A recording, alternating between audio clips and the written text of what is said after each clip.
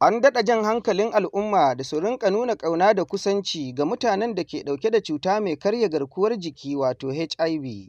An yi waɗannan kiraye-kiraye ne yayin bikin ranar yaƙi da cutar na bana a jihar Borno.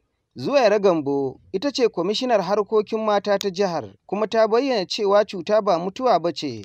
Muna bi sako-sako, layi-layi, unguwa-unguwa, gida-gida mu wayar da kan mata. A kuma nuna musu ita wannan ciwo fa ba mutuwa ba ce.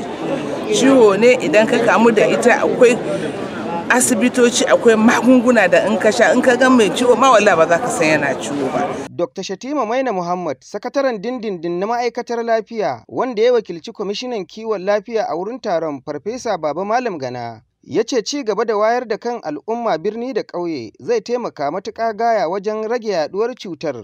Ita gwamnati da masu taimako na zaman kansu wanda ake kiran su partners, kowa ya kara himma, kowa ya kwara kwazo wajen wayar ma mutane kai su san cewa wannan kanjaman har yanzu yana nan, kuma su kare kansu, kuma cewa in ana shan maganin, misali mace mai ciki in tana shan maganin yan da za ta haifa ba zai kamu da cuta ba. To kaga wannan ai babban abin nan ne, hanya ne na samun lafiya.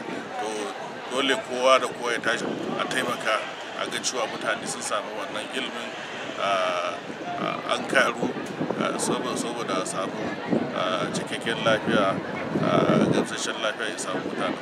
Babban sakataren hukumar yaƙi da cuta mai karya garkuwar jiki da kuma shawo kan zazzabin cizon sauro, Dr. Gwani Abba, ya yi ƙarin haske kan bikin na bana.